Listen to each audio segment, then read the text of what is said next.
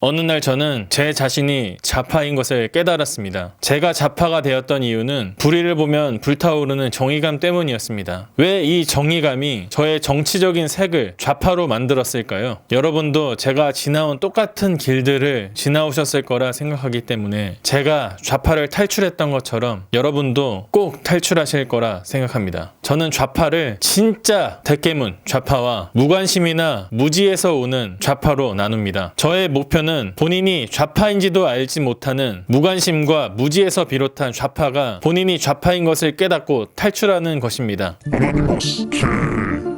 부시야 부시야 또라이 부시야. 초등학교 2학년 때 애들 사이에서 불리던 노래입니다. 쉬는 시간만 되면 이런 노래들을 계속 틀어놨어요. 초등학생인데 부시가 뭔 헛소리를 했는지 부시가 뭔 사람인지 어떻게 알아요? 그냥 부르고 친구들이 깔깔대니까 그냥 다 같이 깔깔대면서 노래 부르는 거죠. 근데 무서운 게 아직도 이 노래가 생각이 난다는 거예요. 그리고 또 남아있는 초등학교 때의 강력한 기억. 담임선생님이 수업 시간에 한 영상을 틀어주셨습니다. 그 영상은 다름 아닌 1970년대 고 전태일군이 데모 중에 분신한 사건인데요. 그때부터 느꼈던 감정은 분노였습니다. 대기업들의 횡포, 노동자들의 아픔, 약자의 아픔, 이런 데서 오는 엄청난 분노감이 느껴졌고, 부자들은 없어져야 할 존재, 근로자들의 피를 빨아서 호의호식하는 그런 존재로 생각이 되었습니다. 그리고 그 당시에 효순이 미선이라는 사건이 있었습니다. 여중생 2명이 경기도 양주에서 미군들이 끄는 장갑차에 깔려 죽은 것인데요. 그 사건들을 수업 시간에 배우면서 저는 소파 협정에 대해서 배웠습니다. 소파 협정이란 미군과 우리나라가 체결한 협정인데요. 그 협정을 배우면서 강화도 조약과 비교가 되며 미군과 체결한 엄청난 불평등 조약이라는 것들을 배웠습니다. 그 조약으로 인해서 우리는 어린아이들이 죽었는데도 아무런 처벌도 하지 못한다. 어린애들이 죽었는데 이게 말이 되냐? 그런 것들을 배웠습니다. 중학교 때 기억을 더듬어 보면요. 주로 30대의 젊은 선생님들이 가슴에 배지를 달고 다녔어요. 꽃으로도 때리지 말라. 주로 학교에서 젊고 인기 많은 선생님들이었습니다. 근데 저의 가장 큰 의문 중 하나, 그렇게 배지를 달고 다니면서 애들을 엄청 때리는 거예요. 물론 선생님이 잘못했다고 생각하지 않습니다. 하지만 가슴에는 배지를 달고 다니면서 그 배지와는 모순되게 아이들을 회초리로 때렸던 거죠. 그렇게 아이는 고등학생이 됩니다. 고등학교에 들어가서 국사를 공부하는데 그때부터 의문이 발생합니다. 무슨 의문이냐? 수업 시간에 책을 딱 펴고 공부하는데 내용이 머리에 쏙쏙 박히는 거예요. 마치 배웠던 걸 한 번 더 배우는 것처럼요. 그때 알았습니다. 중학교 때 배운 책이랑 똑같은 책인 거야. 그 국사책을 가지고 집에 와서 중학교 때 배운 교과서를 찾았습니다. 그리고 비교했어요. 토시 하나, 그림 하나 틀리지 않고 동일한 책이었습니다. 그리고 그 국사책이 어느 출판사에서 나온 국사책인지 확인했어요. 페이지 밑에는 이렇게 적혀 있었습니다. 전국 교직원 노동조합. 그렇게 중학교 1년, 고등학교 1년을 같은 국사책으로 공부를 했습니다. 국정교과서 만든다고 그랬을 때 뭐라고 그랬어? 형들, 권력이 역사를 재단하면 안 된다며. 전교조는 역사를 재단해도 되는 거야? 국정교과서 왜 그렇게 난리쳤겠어요? 지들이 알아서 잘 교재를 만들어서 가르치고 있는데 그걸 뒤집어 엎으려고 하니까 그런 거죠. 어떻게 보면 지금 이 순간에도 저와 같은 정의감에 불탄 새로운 좌빨들이 계속 학교에서 탄생할 수밖에 없는 이유입니다. 이때부터 저는 조금씩 의문이 들기 시작합니다. 수업 시간에도 선생님들이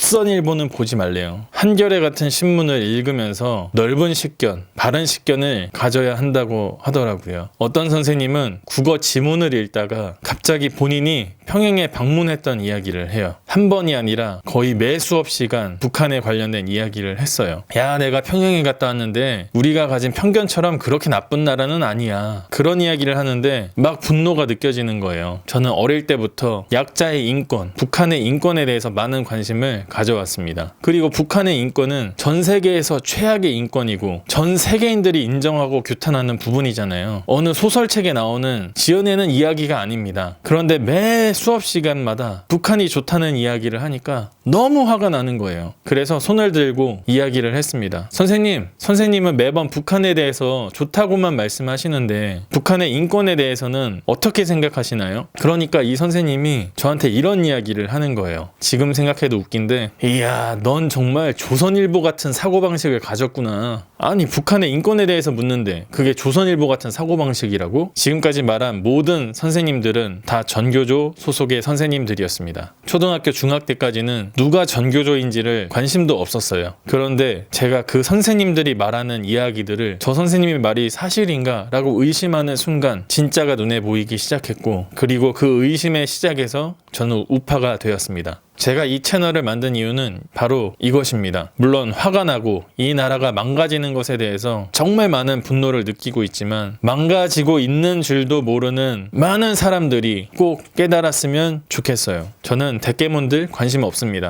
들은 아무리 얘기도 이미 자신만의 세계관과 사고방식이 있기 때문에 대가리가 깨지던 말든 관심 없습니다. 그런데 정치에 아무 관심도 없고 별 생각도 없는데 왠지 우파라고 하면 수구 꼴통 같고 일배 같고 쪽발이 같고 적폐 같은 편견과, 민주당은 뭔가 민주주의를 추구하는 것 같고 남녀 평등을 추구하고 약자를 사랑하고, 이런 말도 안 되는 착각에 빠진 무관심한 사람들이 한 명이라도 저처럼 좌파를 탈출하길 바라는 마음입니다. 지금 우리나라는 너무 좋은 조건과 자유를 느끼면서 살다 보니 이것들은 절대 없어지지 않을 것이라는 막연한 믿음을 가지고 살고 있습니다. 이러한 무관심이 말도 안 되는 사람들을 국회의원으로 세우고 대통령을 세웠습니다. 그리고 그들은 폭주하고 있습니다. 그 폭주를 우리가 멈춰야 합니다. 하나된 대한민국이 될 때까지.